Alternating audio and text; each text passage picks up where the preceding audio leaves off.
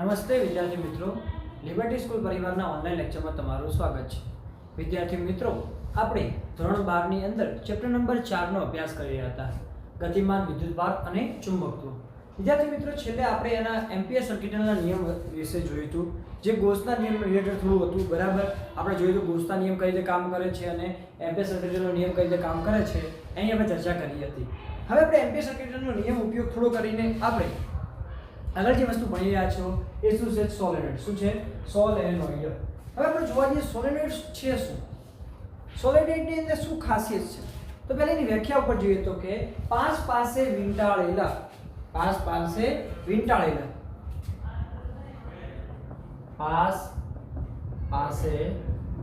વીંટાળેલા પરંતુ અલગ કરેલા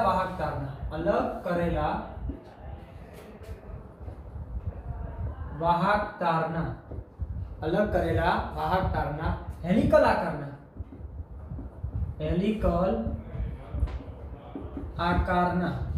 હેલિકલ આકારના નળાકાર ગૂંચળાને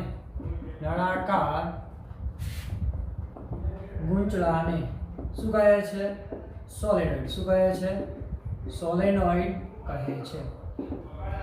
એટલે કે સિમ્પલ ભાષામાં તમને સમજાવું તો આપણે જોવા જઈએ તો આ ધારો કે ગણી લો કે શું છે કે આ એક પ્રકારનું નળાકાર છે। શું છે? નળાકાર। આ નળાકાર પર શું કરેલા? તાર વીંટાળેલા। શું વીંટાળેલા હોય? તાર વીંટાળેલા હોય। તાર વીંટાળ્યા પછી એક નળાકાર જે બને, શું કરે? નળાકાર। પણ આ તાર કેવા હોય? પાસે વીંટાળેલા પણ અલગ કરેલા। શું હશે? અલગ કરેલા। બંને તાર એકબીજા ઉપર અપરાય થશે નહીં, એટલે કે અલગ કરેલા તાર હોય, બરાબર। એને શું કહેવાશે? આપણે સોલેનોઇડ। શું કહે છો? સોલેનોઇડ કહે છે। એ પ્રકારની નળાકારની રચના બને છે, બરાબર। તમે ઓનલાઈન જઈને ધારો કે તમે નેટ પર જોતા હશો તો ગૂગલમાં જઈને સર્ચ કરજો સોલેનોઇડ, તો તમને ત્યાં વધારે ખબર પડી જશે કે સોલેનોઇડ કયા પ્રકારનું હોય છે। હવે જો સોલેનોઇડની ત્રિજ્યાની સરખામણીમાં તેની લંબાઈ કેવી હોય? વધુ હોય તો તેવા સોલેનોઇડને લાંબા સોલેનોઇડ શું કહેવાય છે? લાંબા સોલેનોઇડ કહેવાય છે। તો કે જે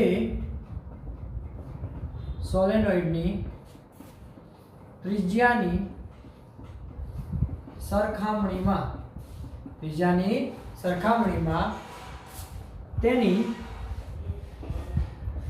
લંબાઈ વધુ હોય તેવા સોલેનોઇડને લાંબા કેવા કહે છે? લાંબા સોલેનોઇડ। શું કહે છે? લાંબા સોલેનોઇડ કહે છે।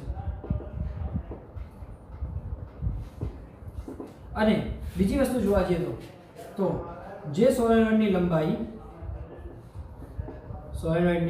લંબાઈ ત્રિજ્યાની સરખામણીમાં ઓછી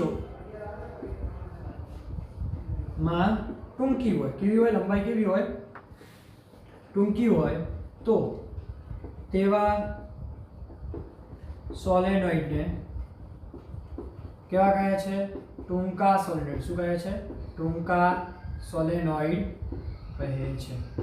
કેવા સોલેનોઇડ કહે છે? ટૂંકા સોલેનોઇડ કહે છે। હવે વિદ્યાર્થી મિત્રો, થોડી આગળ વસ્તુ જોઈશું।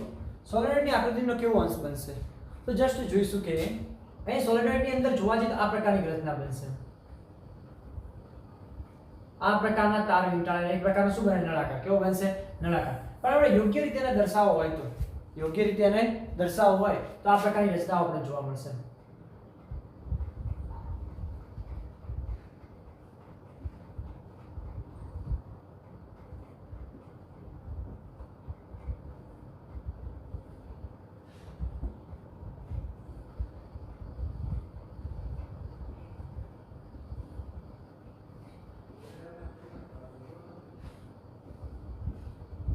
આ પ્રકારની રચના બનશે સોલેનોઇડમાં જોવા જઈએ તો, બરાબર। હવે આપણે એને જોવા જઈએ તો આ રીતે બી લઈ શકીએ છીએ, કેમ કે ચુંબકીય ક્ષેત્ર શું હશે?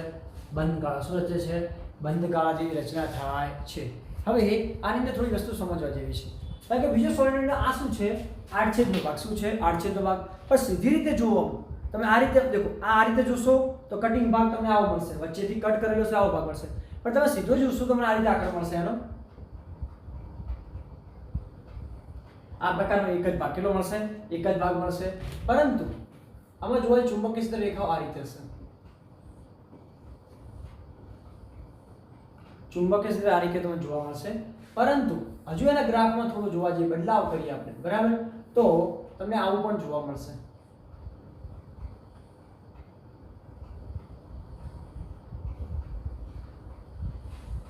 એ જ રીતે આપણે અહીંયા જોઈએ,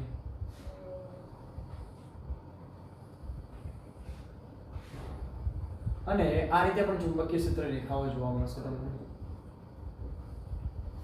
આ પ્રકારની ચુંબકીય ક્ષેત્ર રેખાઓ તમને જોવા મળે છે, બરાબર. અહીંયા બિંદુ કયું હશે આપણા માટે? P. કયું હશે? P બિંદુ આપણે લઈએ છીએ, બરાબર. હજી આની એક આપણે આકૃતિ જોઈશું મોટા પાયે, બરાબર. તો તમે જોઈ શકો છો કે અહીંયા શું થાય છે, વીજ પ્રવાહ જ્યારે બી પસાર થશે ચુંબકીય સોલેનોઇડની અંદર, એના રહેલા તારની અંદર, ત્યારે શું ઉદ્ભવે છે? ચુંબકીય ક્ષેત્ર. શું ઉદ્ભવે છે? ચુંબકીય ક્ષેત્ર ઉદ્ભવે છે. તો આપણે જોવા જઈએ તો આપણે કઈ રીતના બને? Helical type. કેવી બનાવો છો? હેલિકલ ટાઈપની બનાવો છો. તો એક લાંબા તારને ખૂબ પાસે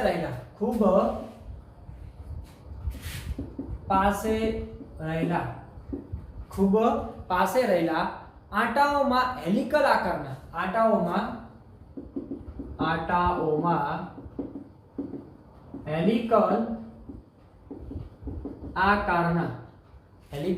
આકારના વીંટાળીને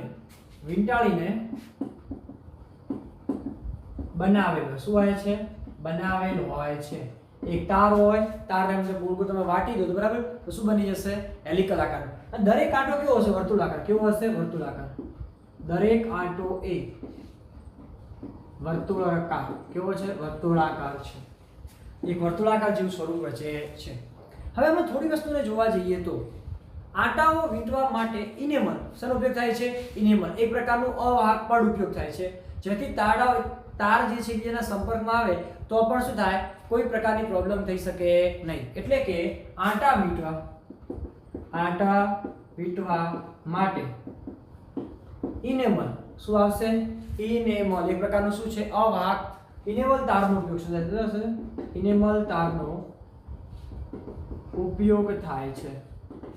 ઇનેમલ તારનો ઉપયોગ થાય છે, જે શું કરશે કે એકબીજાને શું રાખશે? અવાહક. કેવા રાખશે? એ અવાહક. હવે જોવા જઈએ તો કુલ ચુંબકીય ક્ષેત્ર દરેક આંટાઓને કારણે ઉદ્ભવતા ચુંબકીય ક્ષેત્રના શું હશે? સદિશ સરવાળો. કારણ કે આના કારણે ઉદ્ભવ્યું, આના કારણે ઉદ્ભવ્યું, આના કારણે દરેકનો શું કરવાનો? સદિશ સરવાળો. શું કરવાનો છે? સદિશ સરવાળો કરવાનો છે. તો કુલ ચુંબકીય ક્ષેત્ર એ દરેક આંટા વડે ઉદ્ભવતા ચુંબકીય ક્ષેત્રના કેવું છે? સદિશ સરવાળા જેટલું. કેટલું હશે? સદિશ સરવાળા જેટલું હોય છે. એટલે સિમ્પલ શું કરવાનું આપણે? સદિશ સરવાળો. શું કરવાનું થશે? સદિશ સરવાળો કહેવાનો હશે. હવે તમે આકૃતિ 1 માં જોઈ શકશો કે સોલિડની ચુંબકીય ક્ષેત્ર રેખાઓ દર્શાવી. શું દર્શાવી છે? સીમિત. દેખો હવે જુઓ તો આ પ્રકારની રેખાઓ છે અંદર, બરાબર. ધીમે ધીમે ચુંબકીય ક્ષેત્ર શું થાય? બંધ ગાળો. શું રચે છે? અહીંયા કને બંધ ગાળો છે, બરાબર. તો આ પ્રકારની ચુંબકીય ક્ષેત્ર રેખાઓ દર્શાવી છે. અને આ જે દર્શાવી છે સમગ્ર સોલિડ. શું છે? સમગ્ર સોલિડ. આખે આખો તમે જુઓ, આટલો ભાગ દર્શાવ શું આવે તમારા માટે? અહીંથી આ કટિંગ ભાગ. શું દર્શાવ્યો છે? આર્યો કટિંગ ભાગ. તો તમે સામેનું દેખાય, પણ અહીંથી દર્શાવું તો આખે આખો સોલિડ શું દેખાશે? આખે આખો સોલિડનો ભાગ દેખાય છે. હવે તમે જોઈ શકો છો, એક બીજી વસ્તુ ધ્યાન આપવાની છે કે અહીંયા જે ચુંબકીય ક્ષેત્ર રેખા ઉદ્ભવશે એક તારના કારણે અને બીજા તારના કારણે ઉદ્ભવશે. આ બંને તારોની અસર શું થશે? એકબીજા પર નાબૂદ. કેવી થશે? નાબૂદ. અને એક જેટલી થઈ જશે. શું થશે? એક જ જેટલી. ધારો કે એક આના કારણે, તારના કારણે, એક બીજા તારના કારણે ચુંબકીય ક્ષેત્ર રેખા ઉદ્ભવે, એકબીજા નજીક આવે. શું આવે? નજીક. પણ નજીક આવીને બંને શું બની જશે? એક જ. કેવી બની જાય છે? એક. તમે જોઈ શકો છો કે તમે જુઓ તમને શું દેખાય? એક જ રેખા. શું દેખાય છે? એક જ રેખા દેખાય છે. જ્યારે અહીંયા તમને કેવી દેખાશે? બે. પરંતુ જોવા જઈએ ધીમે ધીમે ધીમે ભેગી થાય અને એક જેવી બની જાય છે. આના કારણે તમે શું કહી શકો છો કે ચુંબકીય ક્ષેત્ર રેખાઓ એકબીજાને શું કરે છે? અસર નાબૂદ. કેવી કરી રાખે છે? નાબૂદ કરે છે. તો બાજુ આંટાઓ વાળા ત્વાર દ્વારા ઉદ્ભવતું ચુંબકીય ક્ષેત્રની રેખાઓ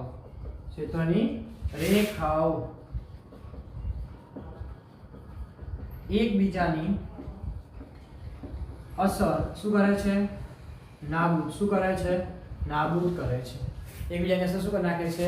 નાબૂદ કરે છે. કેમ? એકબીજામાં શું ભળી જાય, શું થાય છે, ભળી જાય એવી ઘટના બની જાય છે. તો આ વસ્તુ આપણે પૂરેપૂરું ધ્યાનમાં રાખવાનું છે. આ બેઝિક કોન્સેપ્ટ હતો. હજુ આના પરથી એક સૂત્ર લાવવાનું છે કે સોલેનોઇડનું ઉદ્ભવતું ચુંબકીય ક્ષેત્ર કેટલું. બરાબર, તો પહેલા આપણે લખી દઈશું, પછી આપણે એના વિશે ચર્ચા કરીએ.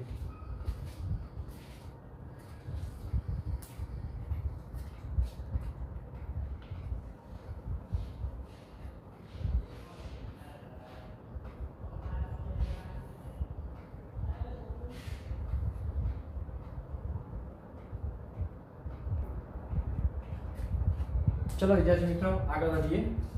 હવે આપણા માટે પ્રશ્ન છે અનંત લંબાઈના સોલેનોઇડના કારણે ઉદ્ભવતા ચુંબકીય ક્ષેત્રનું સમીકરણ શું છે? અનંત લંબાઈના તાર વડે અથવા અનંત લંબાઈના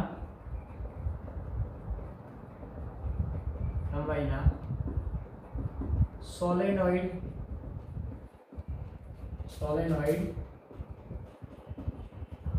વડે ચુંબકીય ક્ષેત્ર. બરાબર, એ વસ્તુ આપણે ધ્યાન રાખવાનું છે. તો હવે જોવા જઈએ શું કહે છે આપણને. એક પ્રકારનું આપણે સોલેનોઇડ બનાવો છો. મેં તમને કીધું ને કે આટાઓ જે છે એને આપણે સીધું દર્શાવી દઈએ છીએ. આ પ્રકારે દર્શાવીએ છીએ. નીચે હશે. હવે આટો શું હોય, અહીંયાથી અહીંયા આવે, અહીંયાથી અહીંયા આવશે, અહીંયાથી અહીંયા પસાર થાય.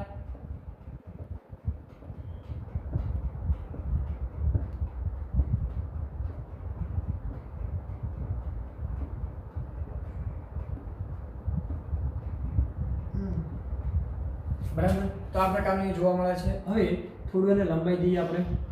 આ અનંત થઈ ગયું. બરાબર, હવે આ સોલેનોઇડનો એક ભાગ લઈએ આપણે અહીંયાથી. આ ભાગને આપણે દર્શાવી દઈએ છીએ આપણે. બરાબર, એ રીતે અહીંયાથી એક ભાગ દર્શાવીએ. આ ભાગ અહીં દર્શાવી દઈશું. બરાબર, અને એ જોવા જઈએ તો આ અંદર શું થશે, ચુંબકીય ક્ષેત્ર રેખાઓ શું આવશે, ચુંબકીય ક્ષેત્ર રેખાઓની અસર આવશે અંદરના ભાગમાં. આ બધું શું છે, ચુંબકીય ક્ષેત્ર રેખાઓ. કોના કારણે ઉદ્ભવશે? કોના કારણે ઉદ્ભવશે કે તારમાંથી પ્રવાહ જશે ત્યારે સોલેનોઇડ. આ શું છે, પ્રકારનું સોલેનોઇડ પ્રકારની રચના બને છે.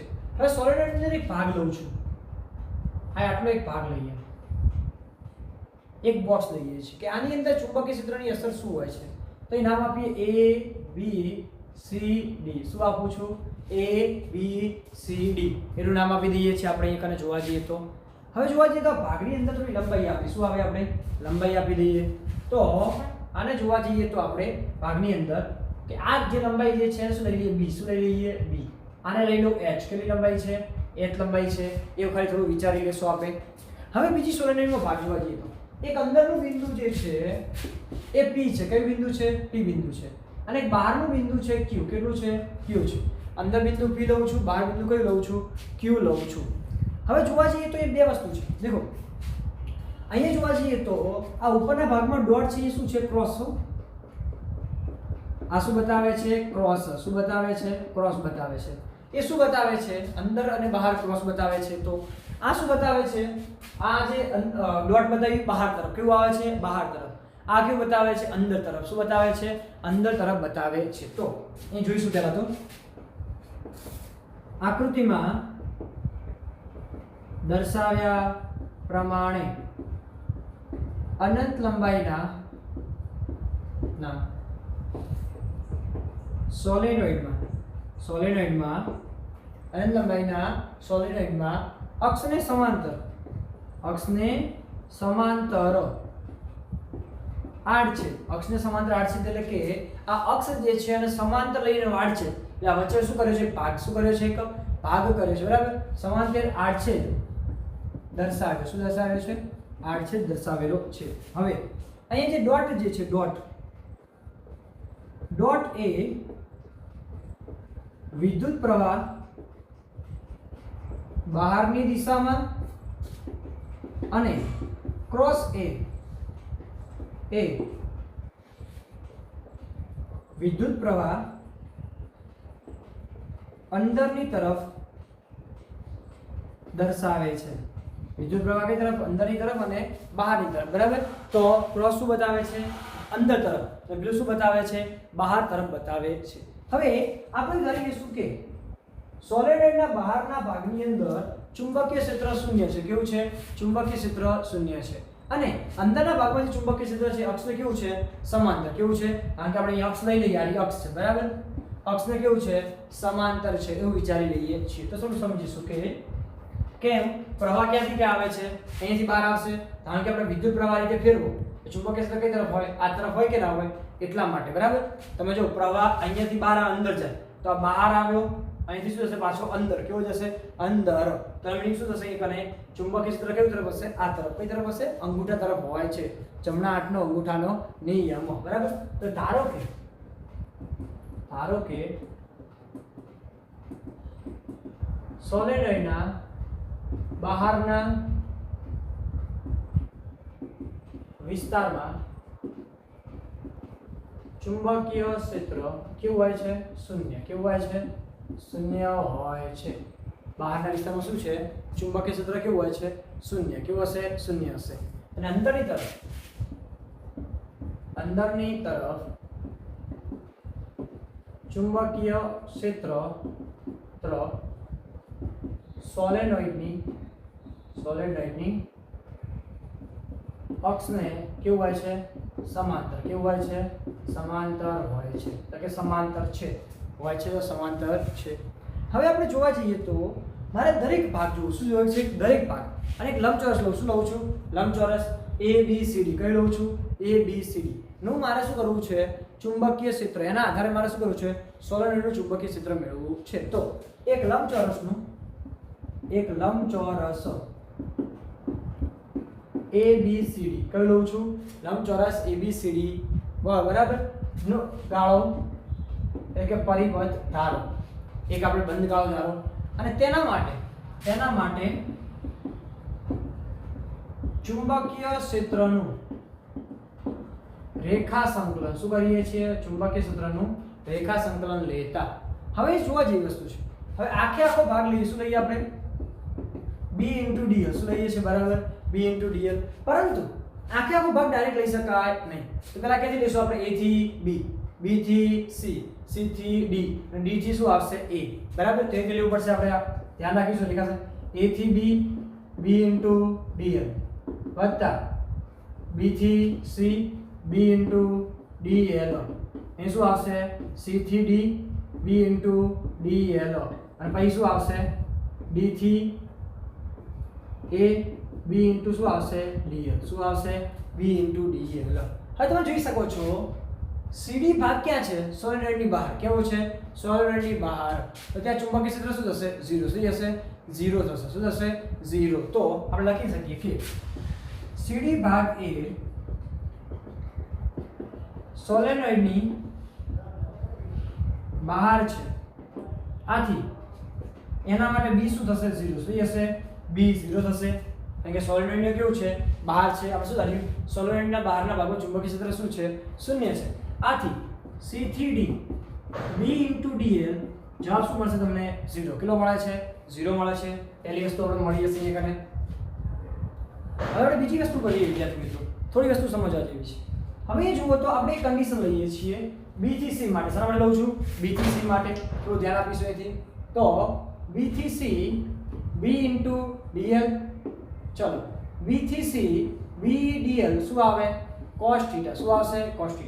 હવે એ ધારો આ લંબાઈ ધારણ કે લઈએ dl. કેટલી લંબાઈ લઈએ? dl. ચુંબકીય ક્ષેત્ર આ દિશામાં છે.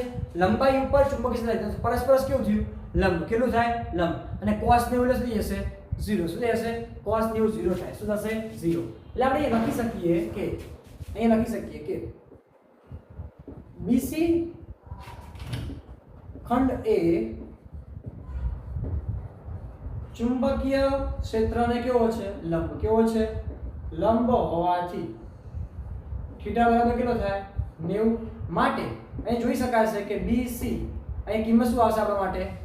આપણે BC ની કિંમત આખી 0. શું બનશે? 0. કેટલી બની હશે? 0 બનશે. તમે આ રીતે લખી શકો છો આના માટે. ચલો આટલું લખશો. બાકીનું જોઈએ ભાઈ ફટાફટ.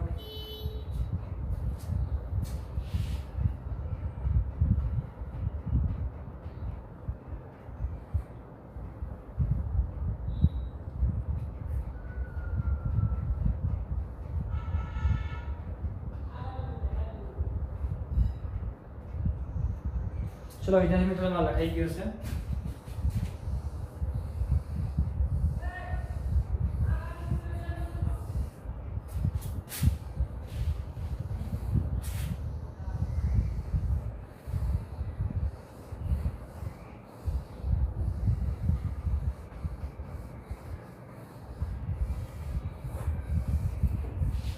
આપણને શું મળ્યું BC બરાબર શું મળ્યું 0.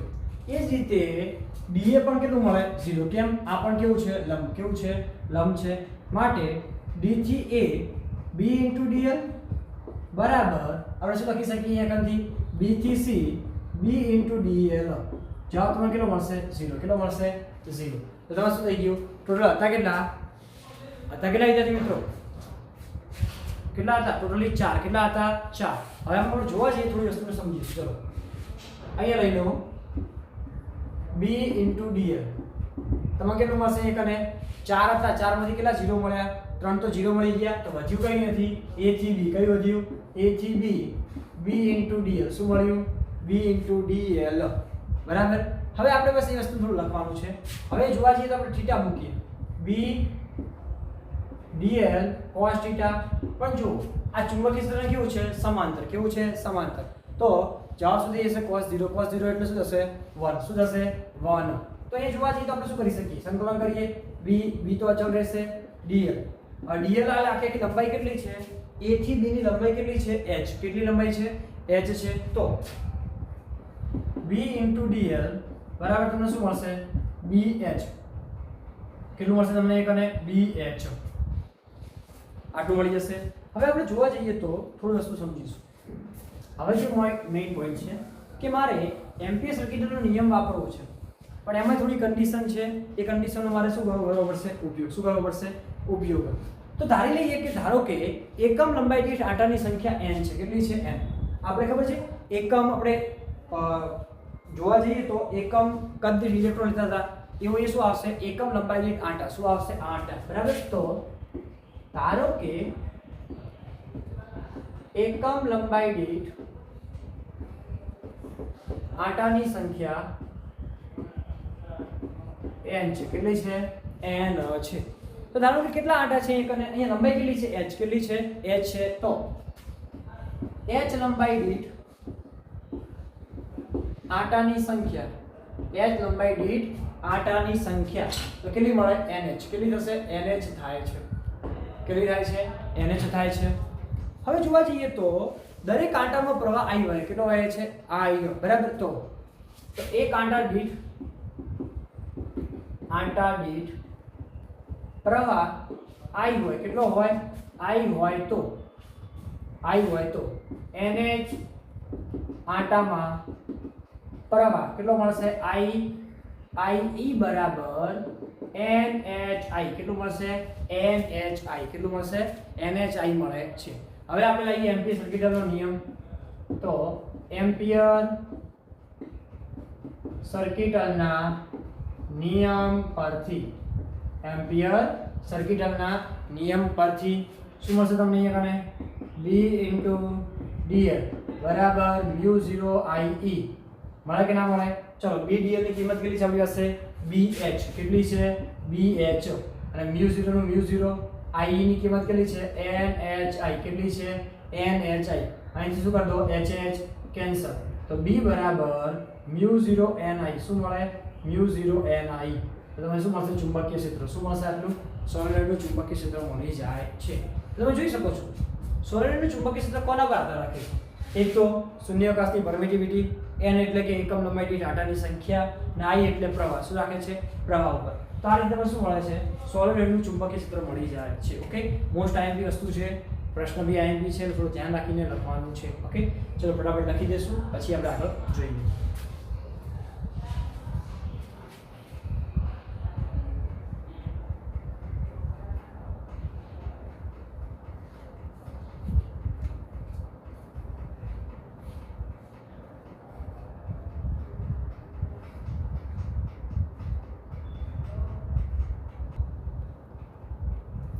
ચલો વિદ્યાર્થી મિત્રો આગળ વધીએ.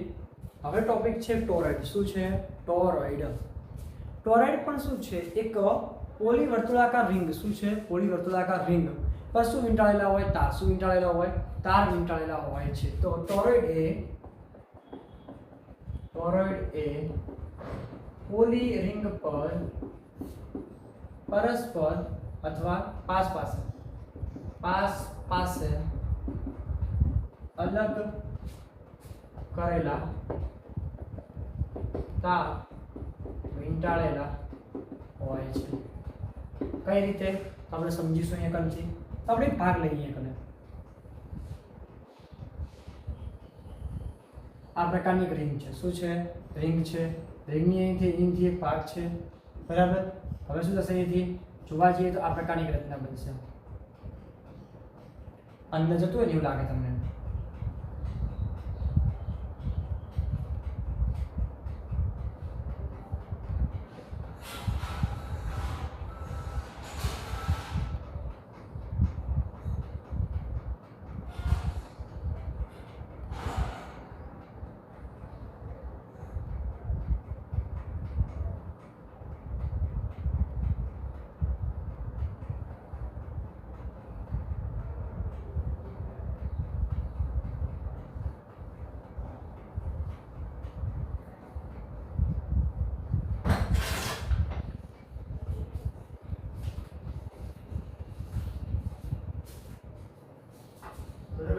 આ પ્રકારની શું હોય છે? તાર હોય છે. શું હોય છે? તાર હોય છે. તમે જોઈ શકો છો આકૃતિની અંદર, બરાબર. હવે અંદરના ભાગમાં આપણે બિંદુ લઈશું P. શું લઈશું? P લઈશું. બહારના ભાગમાં બિંદુ શું લઈએ છીએ આપણે? Q લઈએ. શું લઈએ છીએ? Q લઈએ છીએ. હવે જોવા જઈએ ટોરોઇડનો અંદરનો ભાગ કેવો છે? ખાલી. કેવો છે? ખાલી છે. અંદરનો ભાગ ખાલી હોવાથી કોઈ પ્રવાહ વહેશે ખરી? ના. અહીંયા પ્રવાહ જોવા જઈએ તો આટલા ભાગમાં જ વહે છે. તમે જોઈ શકો છો એટલા ભાગમાં તમને પ્રવાહ વહે છે. તો તમે જોઈ શકો છો કે આવા લાંબા ટોરોઇડના બે તારમાંથી, કારણ કે પ્રવાહ અહીંથી જો પ્રવાહ બહાર આવશે, બરાબર, તારમાંથી પ્રવાહ વહે છે. તારમાંથી શું કરે છે? પ્રવાહ વહે છે. હવે જોયું તો મેં તમને કીધું કે ટોરોઇડમાંથી પ્રવાહ કેટલો વહે છે? I. કેટલો વહે છે? I. તો ટોરોઇડમાંથી પ્રવાહ I વહે. કેટલો વહે છે? I વહે છે. હવે ઇમ્પોર્ટન્ટ વસ્તુ થોડું સમજવા જેવું છે. ધારો કે ટોરોઇડના થોડા ભાગો પાડું તો તમને બધું ખબર પડશે કે આ P બિંદુ અને Q બિંદુ શું છે. અંદરના ભાગો જોવા જઈએ તો ડોટ લાઈન વડે આપણે દર્શાવીએ, બરાબર. તો તમને શું મળી આવે છે? અહીંથી ચુંબકીય ક્ષેત્ર. શું મળશે? ચુંબકીય ક્ષેત્ર. અહીં ચુંબકીય ક્ષેત્રમાં કેટલું મળશે? B. કેટલું મળે છે? B મળે છે. તો આપણે જોઈએ કે એ ગ્રાફને સમજો. અહીંથી આપણે ભાગ લઈએ, બરાબર. હવે એક બીજો ભાગ લઈએ છીએ. આ ભાગ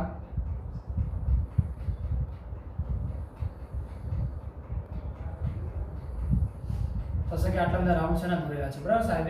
પણ અહીંથી ક્લિયર થશે તો થોડી વારમાં. હવે આ જોવા જઈએ તો આ જે ભાગ છે ટોરોઇડનો અંદર, કેવો છે? ટોરોઇડનો અંદર. અને અહીંયા જોવા જઈએ સર્કલ, કારણ કે ડોટ સર્કલ કરું આવ્યું. આ ટોરોઇડની વચ્ચે છે. કયું છે? ટોરોઇડની વચ્ચે. કેવું છે? વચ્ચે. અહીંયા બિંદુ છે S. કયું આપું છું? S. અહીંયા સર્કલ નંબર 1 આપી દઉં. આ સર્કલ નંબર 2 આપું. સર્કલ નંબર શું આપી દઉં? 3. કેવું આપી દઉં? 3. અહીંયા જોવા જઈએ તો આ તાર શું જશે? અંદર. કેવા જશે? અંદર તરફ જશે.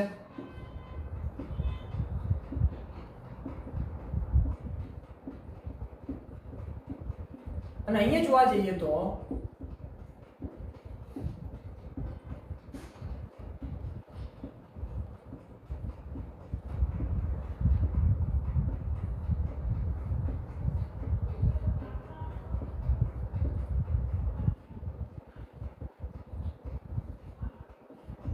અહીં કેવું હશે? બહાર. કેવું આવતું હશે? બહાર. હવે આપણે ત્રિજ્યા લઈ લઈએ. અહીંથી ત્રિજ્યા ગણીએ R1. કેટલી ગણીએ? R1. અહીંયા ત્રિજ્યા લઈએ R2 અને અહીંયાથી ત્રિજ્યા કઈ લેશો આપણે? R3. કઈ લેશો? R3. બરાબર. R1, R2 અને R3 તમને 3 ત્રિજ્યા મળશે. અહીંયા બિંદુ કયું આવ્યું છે? S. કયું બિંદુ છે? S. અહીંયા બિંદુ કયું છે? P. અહીંયા બિંદુ કયું છે? Q. કયું છે? Q. S P Q. કયું છે? S P Q. આપણે 3 વસ્તુ સર્કલ લઈશું. 3 સર્કલના આધારે આપણે જવાબ આપવાનો છે. ઓકે. હવે એ જોવા જઈએ તો આપણે લઈએ કે જમણા હાથનો નિયમ લેશું. લઈએ જમણા હાથનો નિયમ લઈએ, બરાબર. તો ચુંબકીય ક્ષેત્ર રેખાઓ કઈ તરફ હશે? તો સમઘડી દિશામાં. કઈ દિશામાં હશે? સમઘડી દિશામાં. તો આકૃતિમાં દર્શાવેલ ટોરોઇડ માટે જમણા હાથના સ્ક્રૂના નિયમ મુજબ ચુંબકીય ક્ષેત્ર રેખાઓ કઈ દિશામાં છે? સમઘડી દિશામાં. કઈ દિશામાં જોવા મળશે? સમઘડી દિશામાં મળે છે. તો અહીં શું મળી જશે? ચુંબકીય ક્ષેત્રની રેખાઓ. હવે તમે જોઈ શકો છો અહીંયા જોવા જઈએ તો મેં એમ્પિયર ગાળાઓ છે. આ એક ગાળો, આ બીજો ગાળો, ત્રીજો, બરાબર. એટલે કે તમે ગૌસિયન સપાટી લીધા હતા એમાં અહીં શું આવે છે? એમ્પિયર ગાળો. પહેલા, બીજા અને ત્રીજા માટે. હવે ત્રણેય કન્ડિશન ઉપર જોવા જઈએ તો આપણે ગાળા નંબર 1 પર તારીએ. શું આવે? ગાળા નંબર 1 પર તારીએ. ધારો કે એમ્પિયર ગાળા 1 માટે ચુંબકીય ક્ષેત્ર કેટલું છે? B1. કેટલું લાવવું જોઈએ કને? B1 છે. તથા ગાળા 1 ની લંબાઈ L1. શું લાવવું જોઈએ કને? L1. હવે તો સાહેબ કે L1 એ લીધું છે. તમે આખો ગાળો જો તો શું બને છે? આખી લંબાઈ લઈએ તો પરિઘ. શું થાય? પરિઘ. તો ત્રિજ્યા કેટલી ધારી છે આપણે? R1. તો તમને શું મળશે કને? 2πr1. શું બનશે? 2πr1. અને ઘેરાતો વિદ્યુત પ્રવાહ I બરાબર કેટલો મળશે તમને? 0. કેમ? અંદરના ભાગની અંદર કોઈ પ્રકારનો વિદ્યુત પ્રવાહ જોવા મળતો નથી. અંદરના ભાગની અંદર કોઈ પ્રકારનો વિદ્યુત પ્રવાહ જોવા મળશે નહીં. કેમ? હવે એક ટોરોઇડ આ ભાગમાં વિદ્યુત પ્રવાહ હોય, અંદર ક્યાંથી વિદ્યુત પ્રવાહ હોય? કેમ કે કોઈ તાર જ નથી. તાર ના હોય તો વિદ્યુત પ્રવાહ હોઈ શકે નહીં. એટલે ટોરોઇડના અંદરના ભાગમાં કોઈ વિદ્યુત પ્રવાહ હોતો નથી. તમે I બરાબર તમને શું મળશે? 0. કેટલા મળશે? 0. માટે એમ્પિયર સર્કિટના નિયમ પરથી શું થાય અહીં કને? B × dl μ0 IE. હવે શું થશે? d IDL ની કિંમત શું આવી? 2πr1 μ0 × 0. તો તમને શું મળશે અહીં કને? B1 બરાબર 0. શું મળશે? B1 બરાબર 0. એટલે કે ટોરોઇડના અંદરના ભાગમાં ચુંબકીય ક્ષેત્ર શું હશે? 0. કેટલું હોય છે? 0. જે હું સ્ટાર્ટિંગમાં બોલ્યો તો એ જ વસ્તુ તમારી સામે આવે છે. એ જ રીતે આપણે જોવા જઈએ તો ટોરોઇડના બહારના ભાગમાં ક્યુ બિંદુએ, કયા બિંદુએ? ક્યુ બિંદુએ. બહારનું ભાગનું કયું છે? ક્યુ બિંદુ છે. તો ક્યુ બિંદુ માટે ક્યુ બિંદુએ ચુંબકીય ક્ષેત્ર કેટલું હોય? B3. કેટલું હોય? B3 હોય તો ચુંબકીય ક્ષેત્ર કેટલું હોય? B3 હોય તો તમને શું મળશે? એ કરે B dl બરાબર μ0 IE. પ્રવાહ તો પાછો કેટલો મળશે? 0. કેમ? બહારના ભાગમાં કોઈ પણ પ્રવાહ હોઈ શકે નહીં. આથી B3 બરાબર તમને કેટલું મળશે? 0. કેટલું મળે છે? 0 મળે છે. એટલે કે ચુંબકીય ક્ષેત્રના અંદરના ભાગ અને બહારના ભાગની અંદર તમને પ્રવાહ કેટલો મળે છે? 0. કેટલો મળે છે? 0 મળે છે. હવે આપણે જોવાનું છે વચ્ચેના ભાગમાં. ક્યાં જોવાનું છે? વચ્ચેના ભાગની અંદર. ચલો ફટાફટ લખી દેશું, પછી આપણે આગળ જોઈએ.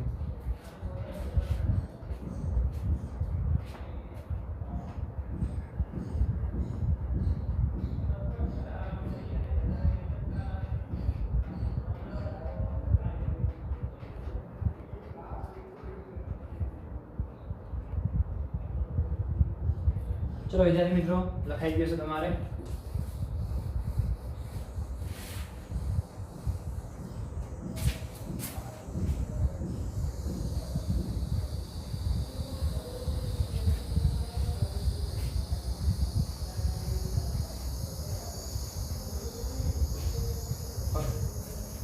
હા વિદ્યાર્થી મિત્રો, આપણે ક્યાં લઈએ છીએ? વચ્ચેના ભાગમાં. ક્યાં લઈશું આપણે? વચ્ચેના ભાગમાં. તો આપણે જોઈ લઈએ કે ટોરોઇડના વચ્ચેના ભાગમાં S બિંદુએ ચુંબકીય ક્ષેત્ર કેટલું હોય? B હોય. તથા લંબાઈ L બરાબર કેટલા હોય? 2πr. કેટલા હશે? L બરાબર કેટલા લઈએ આપણે? 2πr. કેટલા લઈએ છીએ આપણે? 2πr. બરાબર? એટલું લઈએ. તથા પ્રવાહ IE બરાબર NI. NI એટલે કે કુલ આંટાઓની સંખ્યા. બરાબર? એટલે n આંટા લીધા આપણે. બરાબર? તો NI. તો આથી એમ્પિયર સર્કિટલના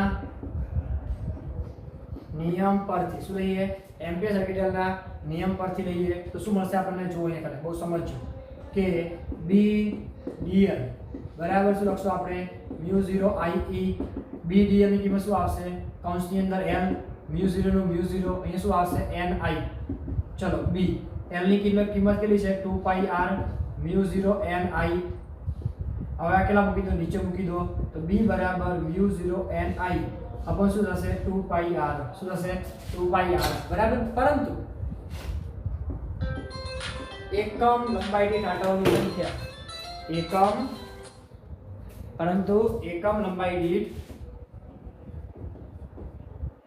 લંબાઈ દીઠ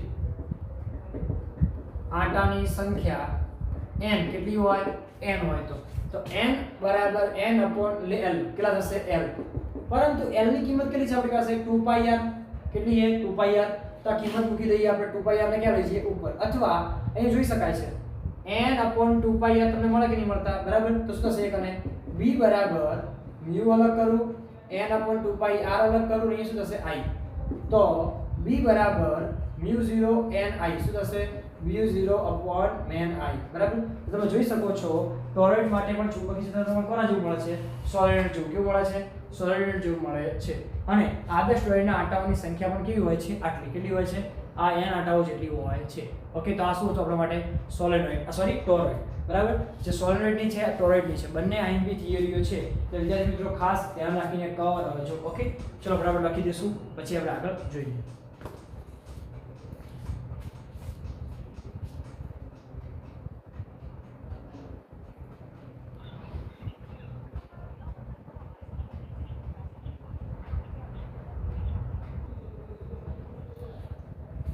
ચલો વિદ્યાર્થી મિત્રો લખાઈ ગયો છે તો વિદ્યાર્થી મિત્રો આજે આટલું રાખીએ છીએ મળીએ નેક્સ્ટ લેક્ચરની અંદર નવા ટોપિક સાથે નવી વસ્તુ સાથે ત્યાં સુધી વાંચતા રહો લખતા રહો તૈયાર કરતા રહો થેન્ક યુ વેરી મચ